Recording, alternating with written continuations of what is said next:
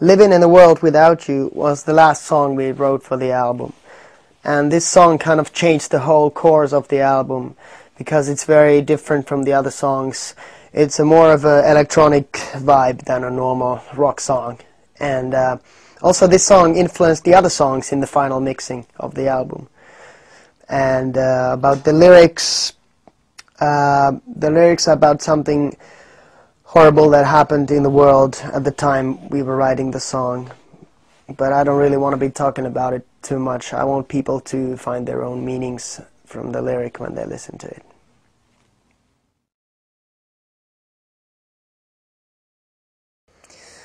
"10 Black Roses" must be the oldest song on the album in a way that I wrote the chorus melody in '98 when I was trying to create this classical piece for a guitar.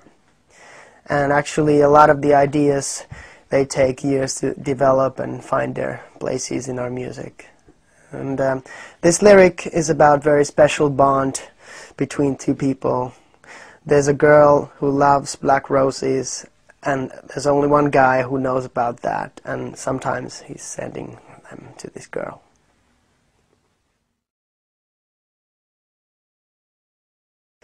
"Ghost of Love" started off from Pauli's guitar riff, and this song is very much influenced by the '80s, which played a huge part in our lives when we were younger. And this time around we started writing the song from the title. We had the title "Ghost of Love" there, and we were just thinking what comes to our minds from that, and that was a cool way to approach it.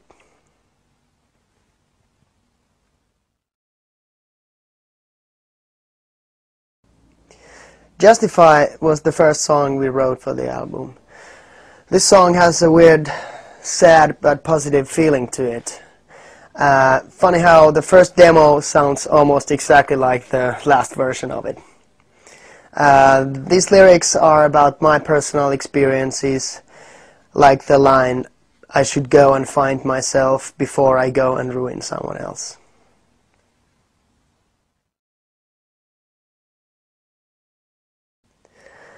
"Your Forgiveness," in this lyric, being in love becomes someone's religion. And I think that it's better to keep some secrets for yourself sometimes than be like an open book. And this song starts off like an electro song, but then it turns into 80s style hard rock song. So I guess this song wanted to be a little bit of both.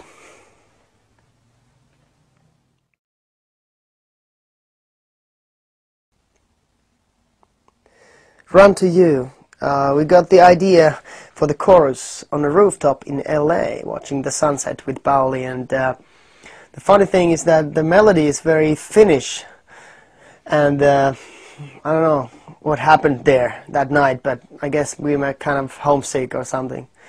And this song gives me a feeling of a film noir movie from the 40s or the 50s. The guy is heading for the war and the girl is left behind with a white handkerchief.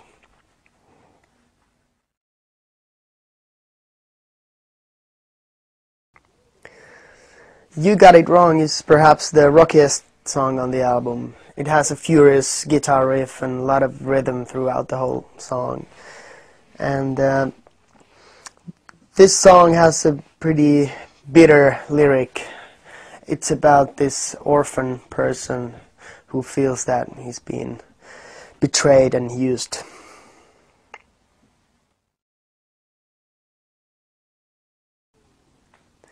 "Lost and Lonely" will be a great live song because there's a lot of heavy rhythms in it.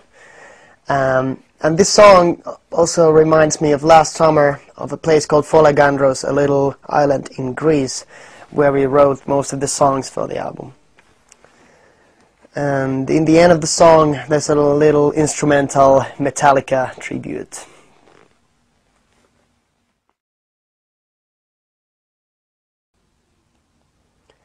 "The Fight" is one of the fastest songs we've ever written. It's a real Viking warrior song, and it gets really heavy and orchestral towards the end of it. And the message of the song is that you should never give up. The fight is to the end.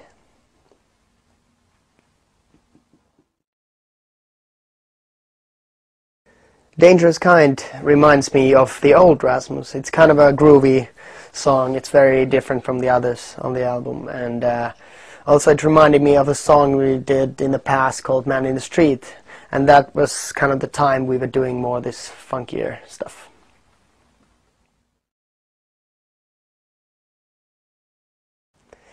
Live Forever is a song full of memories from the years gone by. People have changed, people have moved on in their lives, but the memories are somehow keeping them connected, and I just wanted to put my best memories into this one song, and you know, it really goes nicely together with this melancholic piano melodies.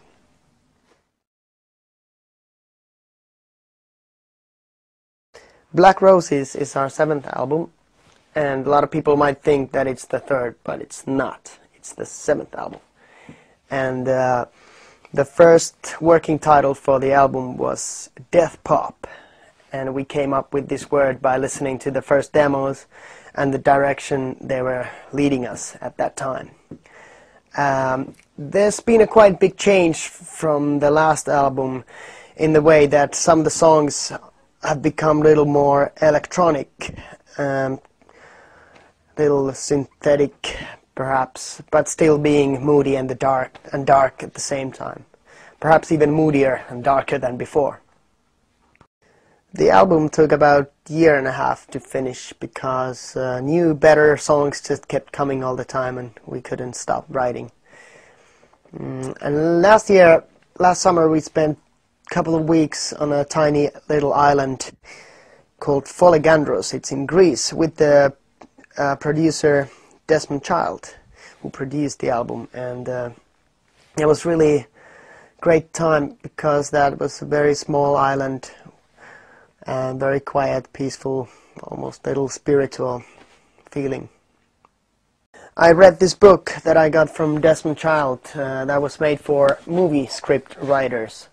The book was divided in 4 different chapters, which were The Orphan, The Wanderer, The Warrior, and The Martyr. And that thing became the whole structure for the album, pretty much.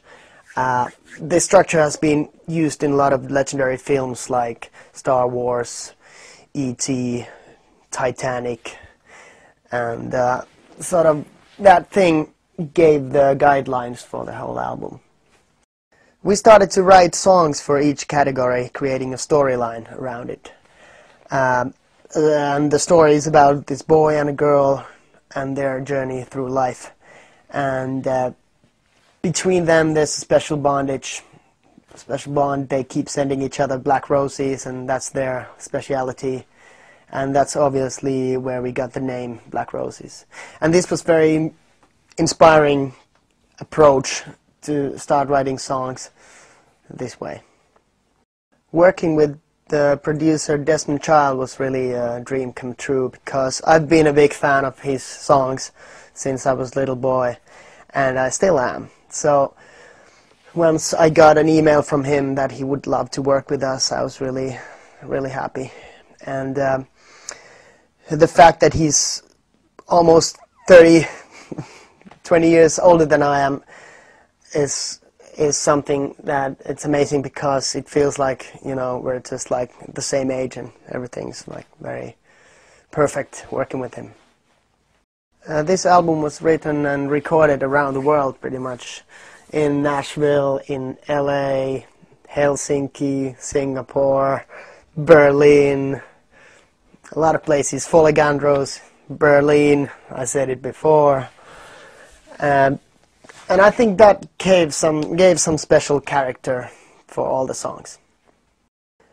The artwork of the album is based on my design of this black rose made out of stone. And also this rose is kind of a compass with the 5th compass point pointing towards the unknown. Living in a World Without You video is based on this black rose diamond. And the rose has special powers, a spirit that's affecting everybody around it, and it's a little like futuristic Lord of the Rings. And this story takes place in an apartment where I'm being betrayed by a girl who wants the rose for herself. And I'm also doing little acting in the video, and that felt really strange because I'm not used to it.